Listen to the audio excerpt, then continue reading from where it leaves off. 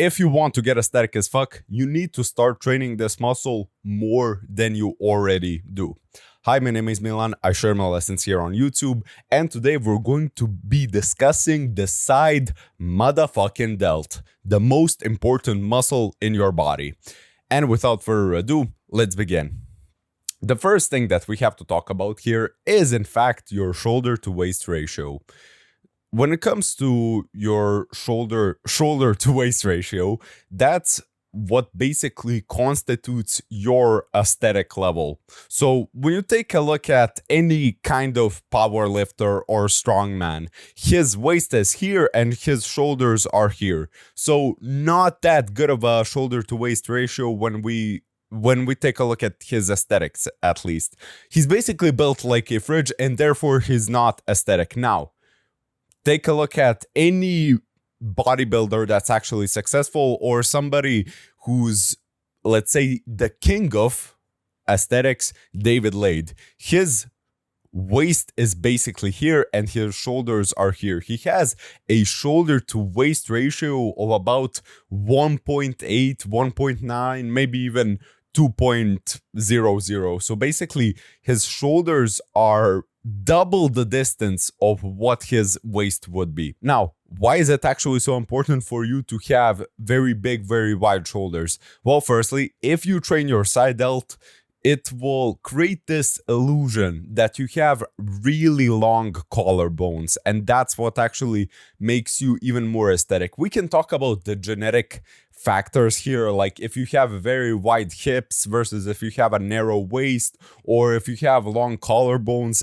and such. But bro, we cannot change those things about ourselves. So why the fuck would be discuss those things? By the way, if you want to get private coaching from me, the first link in the description is my Instagram. You can message me there and we'll set something up. Now, back to the video. What I can literally just say here, yeah, you can have very wide collarbones and what?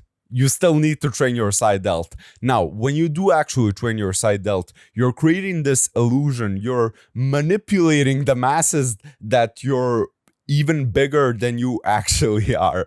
Okay, I'm trying not to laugh at this, but put this clip out of context and I am cooked, bro. Still, when it comes to side delt training, I would say it's actually the most important muscle in your body, because if you have everything else in place, but your side delts are underdeveloped, it literally looks like you're built like a fridge. Now, what's the point of building this 10 out of 10 physique when you don't have really big, really wide delts? And this is why people actually go on anabolic androgenic steroids, because your traps and your shoulders or delts, they have a lot more androgen receptors. And so if you hop on gear, the first place where you're gonna notice a large difference in how you look are actually your shoulders. So if you want to tell if somebody's on, that testosterone trenbolone sozzle, then take a look at their shoulders, and you're actually going to get a fairly good answer. You can never be 100% certain, but definitely you can boil it down to maybe enhanced or definitely enhanced. Now, when it comes to your front or rear delt, should you actually train them? Well, yeah, but it's not as necessary as side delt training, because let's say you're doing any kind of pressing movement, so overhead press, chest press, basic bench press, and so on, you're targeting your front delt, and your front delt gets a lot of stimulation from other exercises anyways.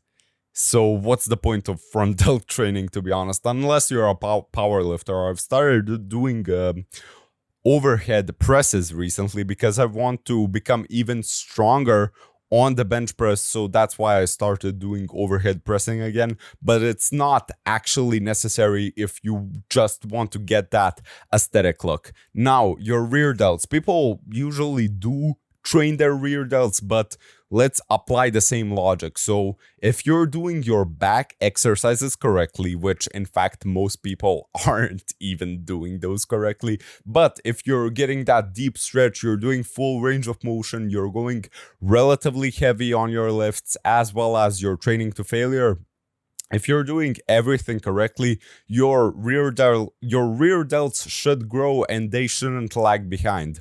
Though I will say, because I am 6'3" and I need to train every single part of my body for it to actually be symmetrical and proportional to everything else, I don't train my rear delts, and they are in fact shit. But who cares? My side delt is, well, I'll just say, proportionally correct to the rest of my body. I do have very, big arms, so I would need to train my side delts even more if I wanted to get that 100% aesthetic look. But how often should you train your side delt? This is my take that people won't necessarily agree with, but I will say this. When was the last time your shoulders were sore? Basically never. Like, at least I'm talking from my own perspective here. The last time my shoulders were 100% sore, I couldn't do this after my workout, and genuinely, I had sore delts. That happened never, or maybe it did in the first few weeks of my training, and that was only the front delt. So, your side delt isn't really that big anyways.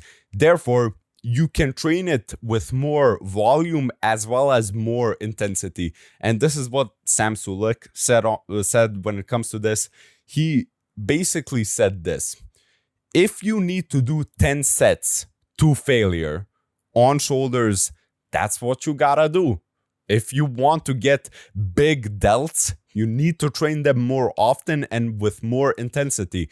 Now, in my opinion, you can literally train your shoulders up to 4 days a week. Me personally, I usually do 2 to 3 days. So at the end of my chest workout, I hit shoulders. At the end of my arm workout, and honestly, during my arm workout, I hit shoulders. And sometimes I throw it in the second chest workout of the week. That's my plan, that's my opinion, and to be honest, that's actually something that I needed to implement into my program for me to get more results. Because when you train your side delt, you can literally train it again tomorrow. I know it sounds very weird and very strange for me to talk about this, but still, bro, try this for yourself. You really don't have anything to lose. You won't 100%, I'm saying this, you won't get worse results. You probably won't get the same results as you training them once or twice per week. You'll probably get more results if you train them more often because, as I said, they're a small muscle group and you can train them relatively intensely without getting sore the day after.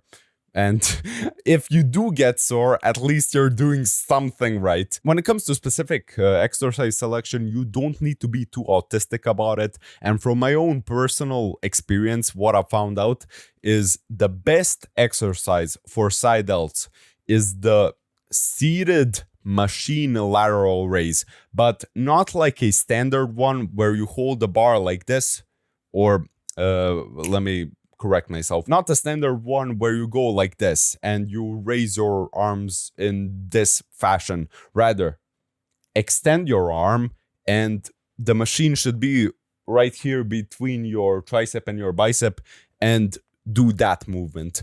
You'll literally feel your side delts burning like a motherfucker. Also, something that I found out is the cable lateral raise is also good. Make sure when you're doing it, the cable should be at your hand height, not below that. And generally, doing normal lateral raises with dumbbells, with heavy dumbbells, is good as well. So that's my personal experience at the very least. You can try different exercises for yourself and see what works for you. But definitely do try this seated machine lateral raise. variation that I've spoken about in this video. Thank you for watching this video. If you want to, you can watch this video right here, and I'd highly appreciate it if you could subscribe to the channel here. And by the way, coaching is the first link in the description. So thank you for watching and see you at the top.